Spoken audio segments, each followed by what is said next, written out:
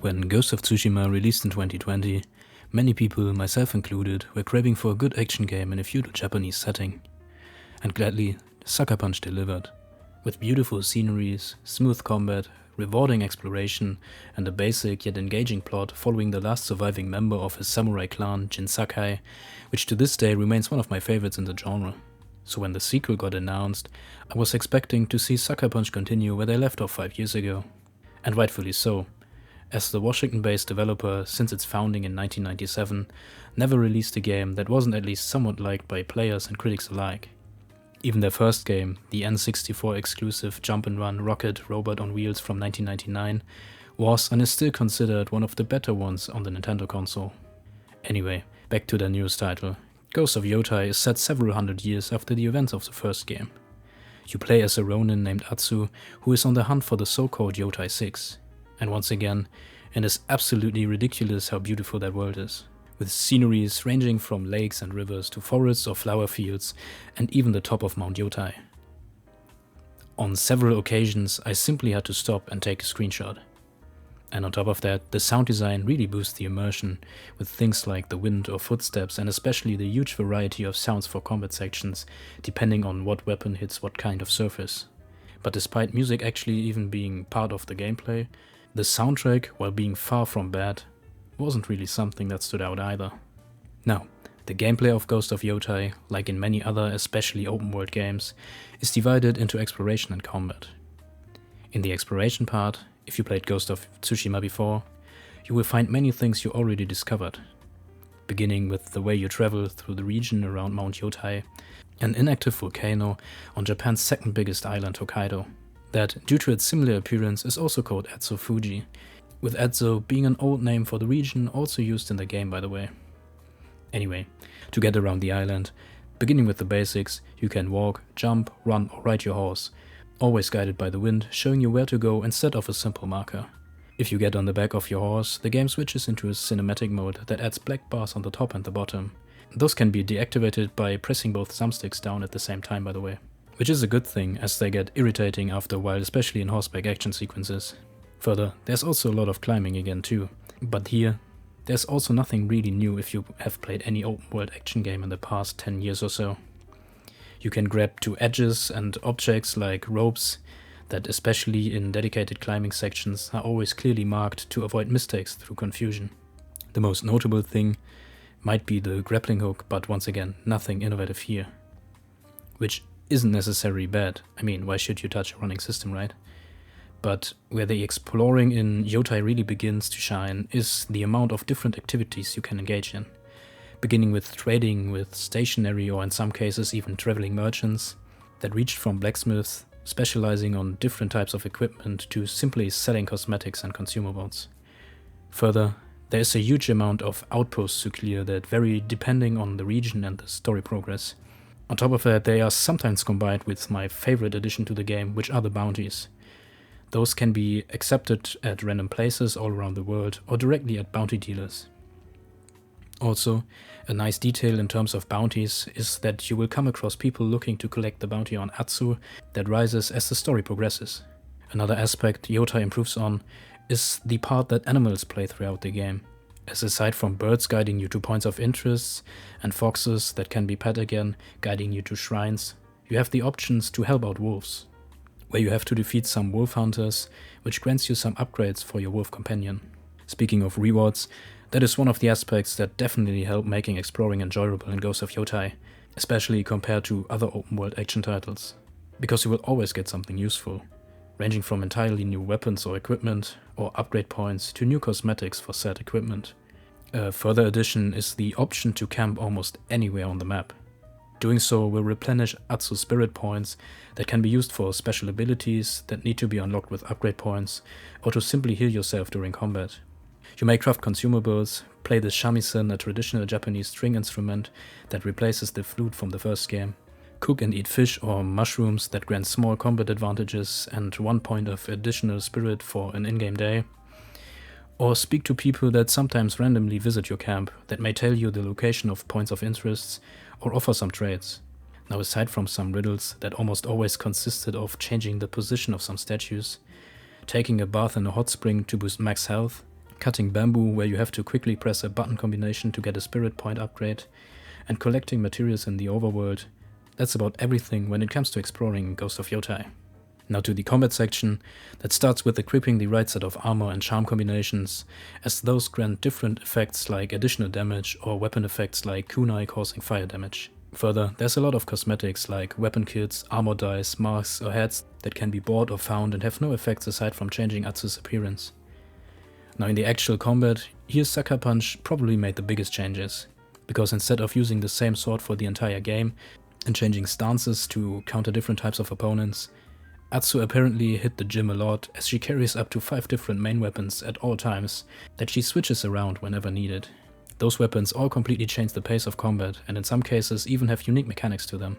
The weapons themselves are the standard katana, best against other katanas, the dual katana, best against spears, the odachi, a Japanese greatsword, great for brutes, the yari, a spear, best against the kusarigama and to keep your opponents at a distance, and last but not least the kusarigama, an exotic weapon from feudal Japan, which according to what I could find online actually existed, that consists of a metal weight and a curved blade connected by a chain that, at least in the game, is great against shielded enemies. So, as you might have guessed, combat isn't limited to melee weapons. You also get 3 different types of ranged weapons and a handful of throwing tools or quickfire weapons.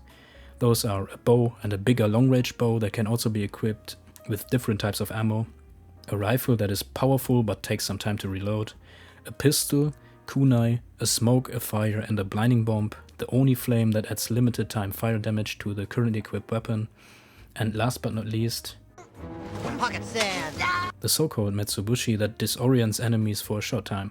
On top of that, every piece of equipment, including tools and armor, can be upgraded at certain merchants or weapon masters. Now in the actual encounters, you will mostly have to try to break your opponent's defense, which is best done by choosing the right weapon and hitting them with heavy attacks or countering their attacks perfectly. If you succeed and your enemy is open, you can finish them off with quick basic attacks. Now when you find yourself on the defense, you have to keep an eye on how you are being attacked. What I mean is, there are different attack types your opponents can perform that are indicated by colors flashing right before the attack is being executed. Basic attacks have no color and can be blocked by simply holding down the block button.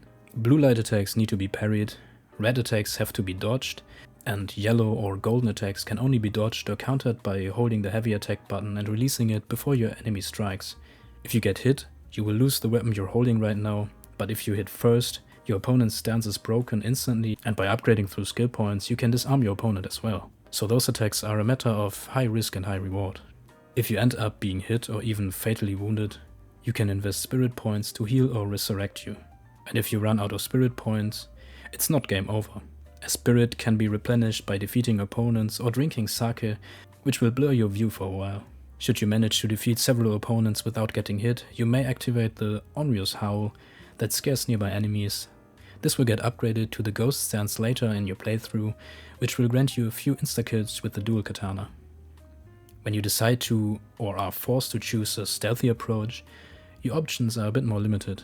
You can assassinate enemies by jumping at them from above, sneaking up on them, or out of a distance using a bow or the kusarigama.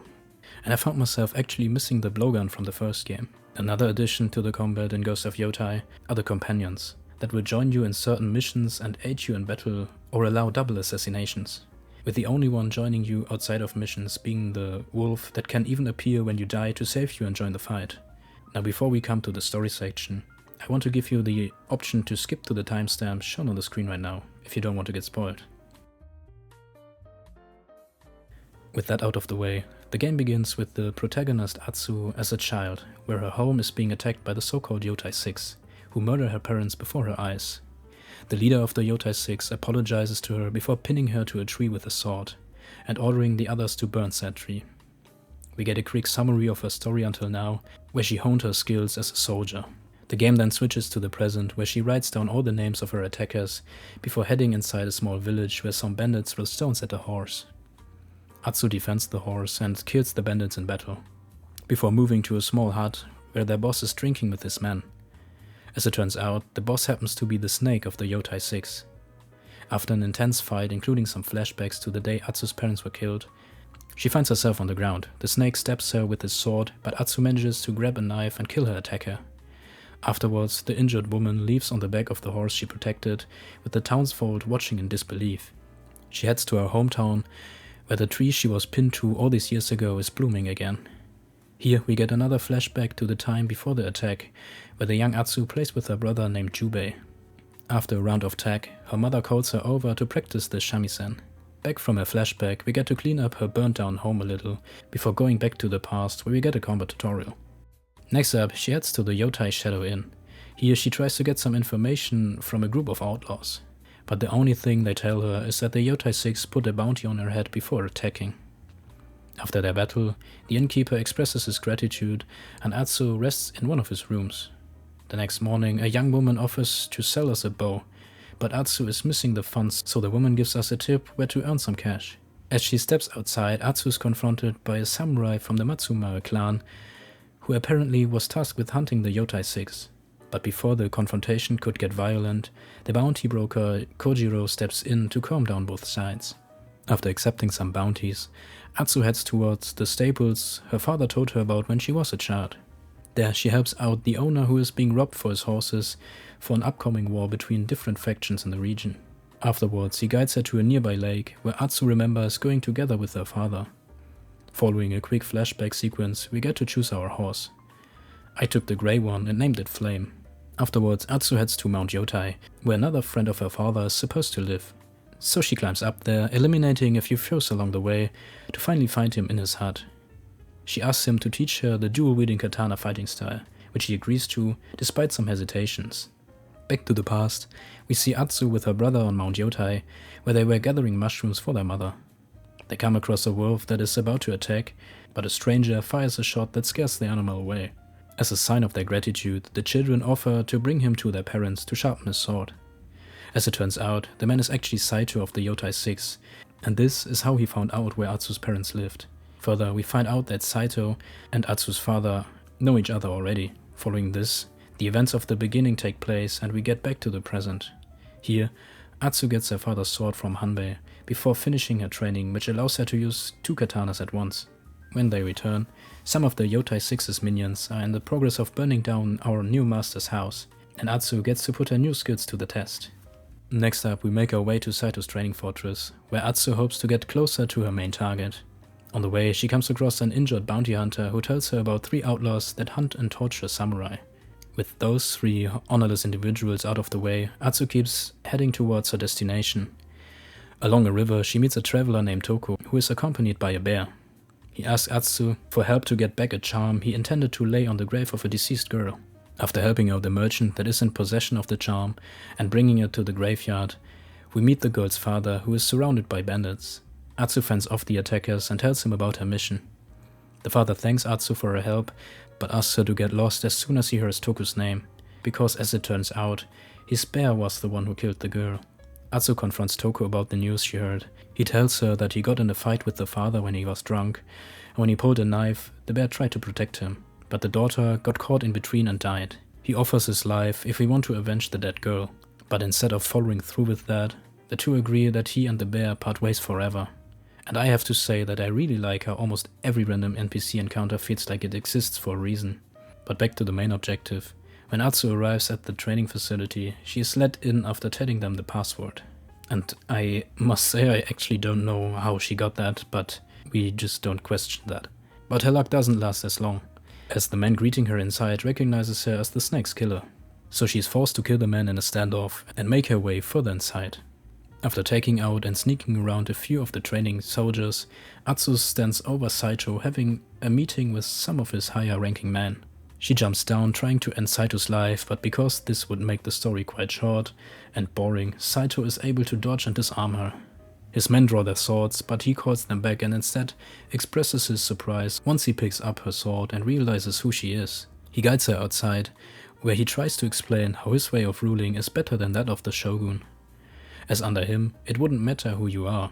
As long as you are worthy and loyal, you could gain power and status, which wouldn't be possible fighting for the samurai, especially for Atsu, as they would never name a woman one of their own.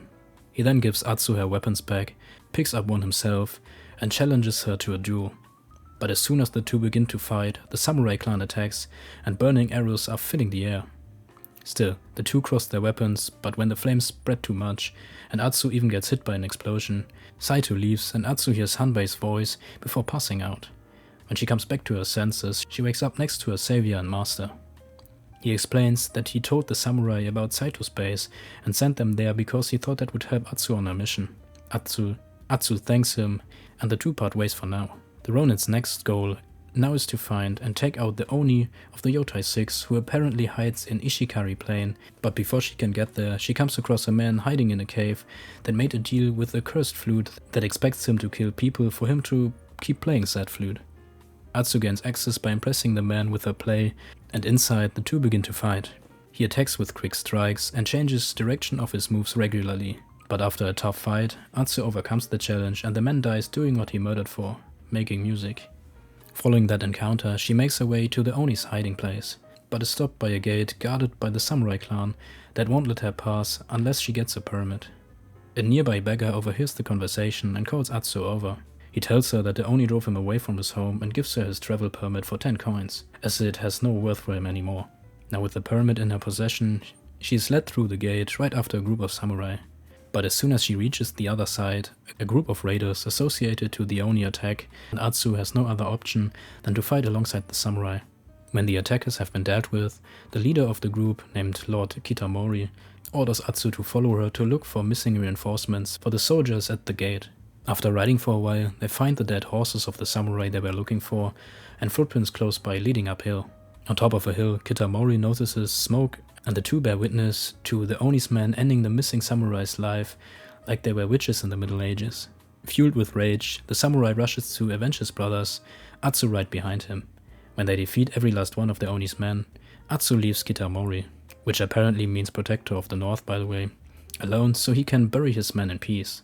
When he joins her at a campfire later, he notices Atsu's sword and asks her where she got it, because as it turns out, the samurai we accompanied is Atsu's brother who survived thanks to a samurai nursing him back to health when he found the injured boy all these years ago. The two begin to share stories until late at night. They continue their journey the next morning, and after riding for a while, they reach another gate, but this time in terrible condition with dead samurai and burnt down walls. A higher ranking Oni soldier with a few of his men approaches the two and challenges Atsu to a fight. With the duel won and the rest of the attackers defeated, they make their way through the gate into a camp of the samurai clan. Here, the higher ranking soldiers thank her for her service, but also ask her to leave immediately as they don't want to be associated with her. Atsu leaves their base behind and makes her way towards the home of the bomb maker that is being harassed by Oni troops. She takes out the attackers, and in return we get access to a new throwable weapon, the firebombs. Following that, the young woman makes her way towards a nearby market, where one of the merchants tells her about his concern about a man watching the place from a cliff. He asks us to check out what he is up to. When our heroine arrives on top of the cliff herself, she encounters a friendly elder man. He explains that he is there to deliver something to one of the people living in the village. Atsu offers to do that for him and is now looking for the rightful owner. Following the successful delivery, she stumbles across the blackboard with the open bounties, where the Oni is looking for Matt Goro that stole his musket. But before she can look after that, the owner of a nearby sake bar is being harassed by Oni men, accusing him of being involved with the thief. Atsu saves him, but instead of being thankful, he is worried they will return and make his life even worse now. Not long after, her brother arrives and the two discuss how they shall proceed. They find out where Goro is hiding right before another group of Oni thugs arrive. When they took them out, Jubei asks Atsu to let him accompany her on her mission. Atsu still has some doubts but agrees, and the two make their way towards Matt Goro's hiding place. As they arrive there, the two find the place once again burnt down. One of the survivors gives them a tip. When they finally track down the main man himself, and Jubei convinces Atsu to hand him over to the samurai clan for questioning, under the condition she gets him back to open the gates of the Oni's castle. But when they meet up on the next day, Matt Goro is nowhere to be found. Jubei tells the upset Atsu that the clan won't let him go again. So Atsu suggests that Jubei plays the bait instead to get inside the Oni's residence. Inside, Jubei is immediately forced into slavery, and Atsu is ordered to follow the Oni to get her reward. There she finds the case of her father's sword, and by inspecting it we see another flashback where it is revealed that the Oni is the one who murdered her father. The Oni allows her to keep it on top of her payment if she wants, and invites her to eat and drink with this man. But before that, she challenges the prison guard to a fight in order to get his key. Afterwards, it is time to drink until they guide her outside before the night. Then in the dark of said night, Atsu sneaks back inside to free her brother and carry out their plan to end the Oni's life. They climb up to the top floor of the fortress's main building, expecting to get a shot at the Oni's life. But they were expected. Atsu still lands one hit, but ends up being thrown out the window.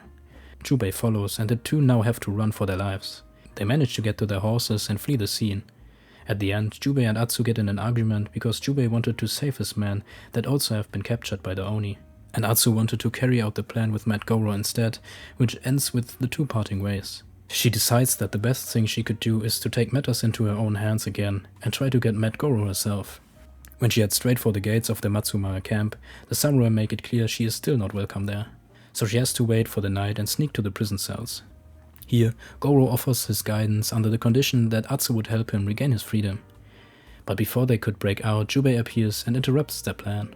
This time, he won't let his sister convince him to help her and forces her to leave. But before they could even reach the gate, Oni forces begin to attack the camp.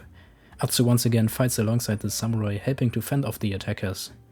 When Jubei and Atsu find themselves on a bridge defeating one opponent after another, the Oni himself appears, giving the order to destroy the bridge. The siblings fall into the river below and immediately make their way back to the camp, but the Oni raiders have won and the surviving samurai have retreated to another camp in the north. Jubei rejoins Atsu's cause, and the two decide it would be best to head north as well for now. Here, at the Matsumaya camp, most of the samurai besides the high-ranking ones seem to respect Atsu by now. She meets up with Jubei and the two make their way towards a shrine where Matt Goro is supposed to be right now. The two help him fend off some bounty hunters sent by the Oni, and he finally tells them about the secret passage to get into the Oni's castle. They once more wait for the night to protect them from their opponent's eyes, before they take a boat to a cave beneath the castle that leads towards the secret passage Goro used to escape. On their way upwards, they free more and more of the now enslaved former samurai that will join their fight until they reach the main building. Here, Atsu and Jubei split up. He leads his men towards the other prisoners to free all of his fellow soldiers. Atsu, on the other hand, heads inside to confront the man that killed her father and left her to burn at the family tree all those years ago. The Oni holds a speech talking about not having enjoyed what he did, but that it was his duty as Atsu's father opposed his master. Right after that, the two begin to cross their swords, and a very intense two-phase boss fight begins that ends with Atsu demasking and in the end killing the Oni, ending his rule of terror. Jubei, now completely determined to avenge his parents as well, promises to help his sister. We then witness a short scene where Lord Saito scolds his two sons, the dragon and the spider, before Atsu is on her way again, this time towards the realm of the Kitsune. But before going there, she takes a little detour to Master Yoshida's dojo. Here, like with the other masters before, we learn how to use a new weapon, which in Yoshida's case means getting used to using the Odachi, a large two-handed sword looking somewhat like an oversized katana. Further, after helping him, he tells us about his confrontation with the spider and the dragon, where he injured one of the sons and Barry got away. Now on her journey to the northern snowy region, where the Kitsune is supposed to be, Atsu's first stop is a ferry that gets her close to some mountains she will need to pass. Luckily, she's not the only one. She meets some travelers that hire Atsu to protect them along the way, but they get ambushed by the Kitsune and his assassins. The Kitsune hits Atsu with the poisoned kunai. She orders her assassins to finish her off as Atsu is about to pass out. When she regains consciousness, Atsu finds her attackers killed by her wolf companion. The still dazed Atsu makes her way through the snowstorm until she and her horse reach a cave they can use to rest for a while. With the storm gone, the young woman makes her way towards an inn in a nearby village. Here, soldiers of the Matsumaya clan are drinking. Atsu tries to get some information on the Kitsune out of them, but they don't take her seriously and it ends with her having to fight them off. Afterwards, a musician named Oyuki, that happened to be inside the inn at the same time, asks Atsu to follow her. She explains that the Kitsune's assassins are called Ninetails and that they have been terrorizing and killing the citizens of the region. She offers to show us how to lure some of them out, so they might lead them towards the Kitsune's hideout. Atsu agrees and the two make their way to a local shrine where they place some money as an offering and hide on a cliff close by. When their targets appear to collect the money, the two women try to track them down, but they split up and each of the women tries to keep up with at least one of them. That is easier said than done, and Atsu finds herself in an ambush. Even after defeating the Ninetails, it seems we got nowhere near finding the Kitsune's whereabouts, as the last surviving member takes his life instead of letting us question him. But Oyuki comes to the rescue and finds what is supposed to be a map inside of one of the attacker's shoes. We head to the place marked on the map where we find a hideout of the Ninetales. Inside, besides some enemies, she gets her hands on a shinobi armor and a solution to decipher the Ninetales symbols.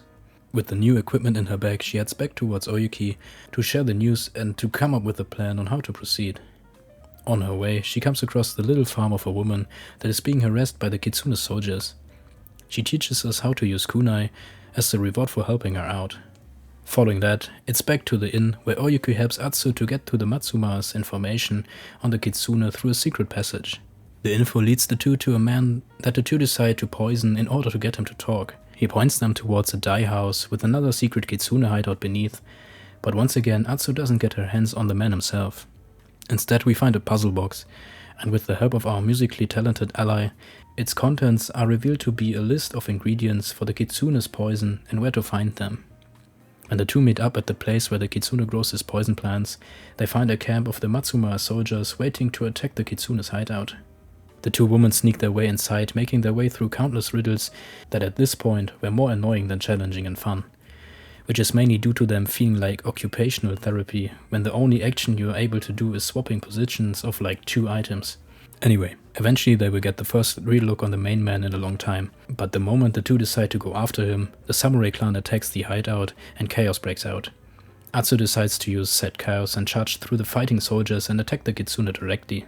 They begin to cross blades and Atsu quickly gains the upper hand, but the man hidden behind the fox mask manages to hit our heroine with the poisoned kunai again, before leaving with the words, "Anyone can wear a mask, do you think I was the first Kitsune?"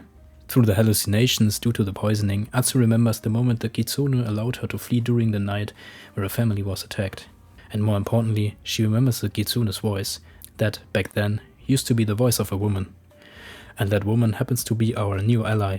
When she wakes up, the still weakened Atsu confronts Oyuki about her past, who tells her to meet her at a location she marked on a map before she leaves Atsu for now.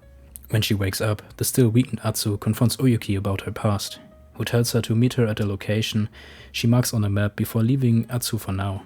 Fueled with anger and disappointment, mixed with the feeling of betrayal, she arrives at her destination, an old graveyard.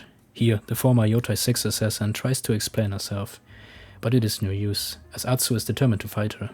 After a short battle, Oyuki, full of regret and shame for her past, lays down her weapon and tells Atsu to kill her if she wants revenge. She explains that she used to be the daughter of a family of innkeepers that lost everything when the Saito clan got destroyed. Lord Saito allowed her to stay by her side under the condition that she would build a shinobi army under the Kitsune name that is loyal to the Yotei 6 and especially Saito himself. But when she saved Atsu, she earned the distrust of the Yotei 6 and her own shinobi clan, and the highest ranking member of the Ninetales took over the rule of the Kitsune. The two decide to work together to bring down the shinobi leader. To do that, Oyuki shows Atsu how to resist the Kitsune's poison and how to sharpen her senses, which brings a mechanic to detect enemies through walls or in hideouts. Following their mentoring session, the two decide to head back to the inn with the Matsuma soldiers where they first met, as they have no real other leads. But when they arrive, they discover a gruesome scene, as all soldiers and the owners of the inn have been murdered and hanged to send a message to the samurai clan for destroying the Kitsune's farm. When they look around for any clues, they discover that the innkeeper's son managed to hide inside a hidden passage in the inn's walls and survived the attack unharmed. He tells them what happened and is able to give the two a clue that helps them locate the Kitsune's last hideout. Here, once again, many riddles and a lot of opponents block their path, but in the end, Atsu gets to fight him, while Oyuki fends off the other soldiers. The Kitsune tries to use tricks to fight dirty, like smoke bombs and kunai, but thanks to the newly learned techniques, Atsu is able to get the upper hand. As a last effort, the Ninetale leader tries to run away, but ends up being cornered by the woman. He even tries to hit her with the poisoned kunai once more, but Atsu is able to resist and sends him to meet his maker. Now after half of the Yotei 6 gone, Atsu and Oyuki meet up with Jubei at the siblings' former home. Atsu explains the situation with Oyuki being the former Kitsune, and even though Jubei is not happy about it, the three decide to team up and head to the Matsuma castle, as the Saito clan is about to attack. When they arrive, the attack has already begun and the sheer masses of soldiers seem to overwhelm the samurai quite easily. Because Jubei reveals that he has a family inside the castle's walls, they decide to sneak past the soldiers at night, as rushing in blindly would just be their end. They stab and sneak their way through the darkness until they witness some Saito soldiers executing prisoners.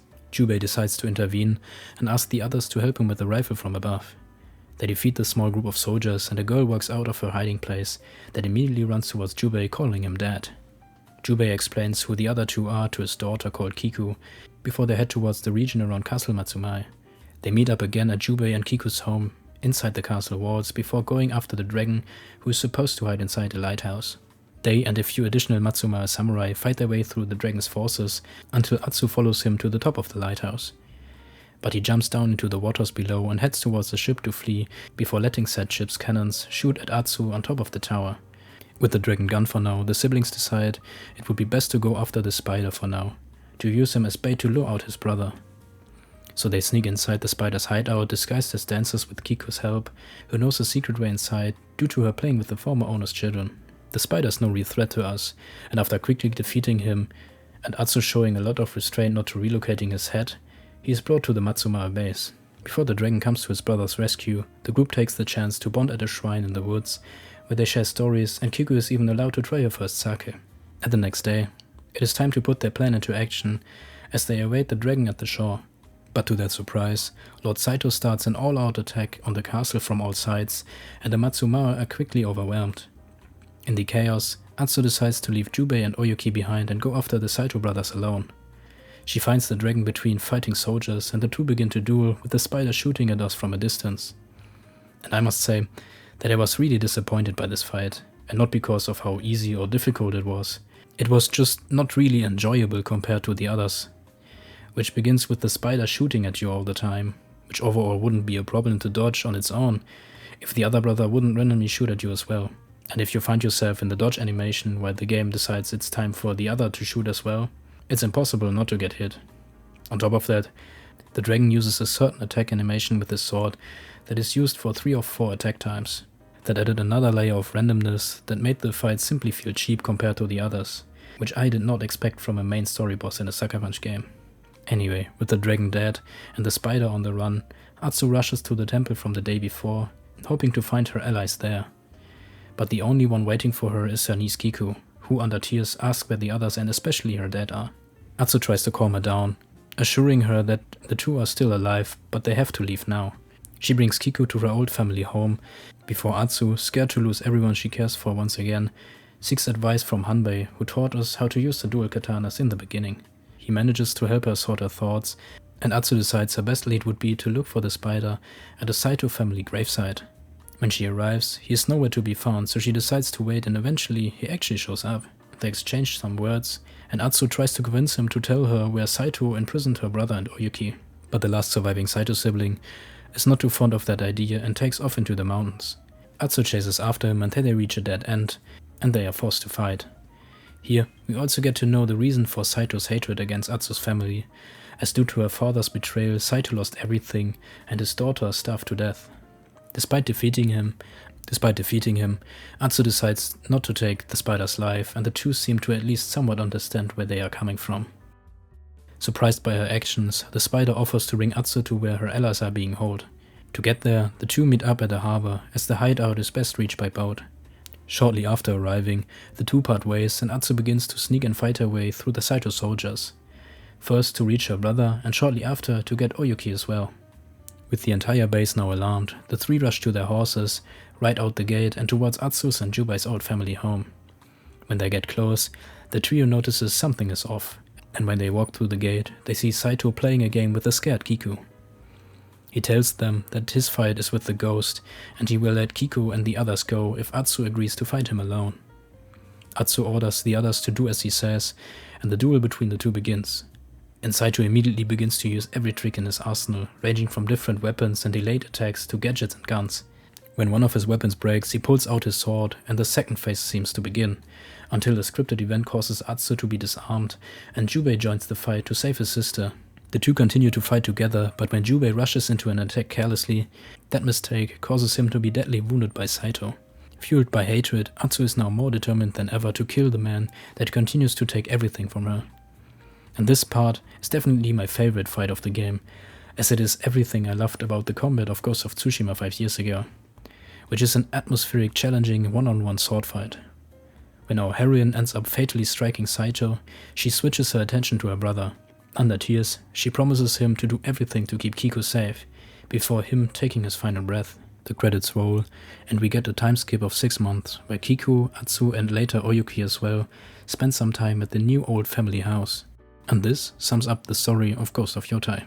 Now if you watch until now, and heard the plot, or even better if you played it yourself, I would really like to know what you think about it, because on a surface level, Ghost of Yotei and Ghost of Tsushima both follow a well-staged yet basic revenge story, which in Ghost of Yotei is done better in my opinion, as it is less black and white than in Tsushima. On the other hand, I like Tsushima's subplot with Jin Sakai's struggle between honor and his role as the ghost much more, as this ended in a final battle and a decision you could make yourself that actually managed to get me emotional, which Ghost of Yotei never really managed to do. But that might just be me, so as I said, if you have the time, as always, feel free to share your opinion in the comments. Anyway, first of all, welcome back to everyone skipping the story section. While Ghost of Yotei made some changes like unnecessary riddles in certain story sections, and the constant switching between weapons instead of stances, and a subplot which I didn't like as much in Atsu's journey compared to Jin Sakai's, with a once again breathtakingly beautiful digital version of this time Hokkaido, and additions like the Wolf Companion or the versatile bounty hunting missions, Sucker Punch managed to create a fantastic open world action experience that just didn't fascinate me as much as the first entry. And if you watch until now, thank you for that. If you still have some time, I would appreciate it if you could tell me your opinion on the game in the comments. If you enjoyed what you saw, maybe consider subscribing if you don't want to miss any future videos.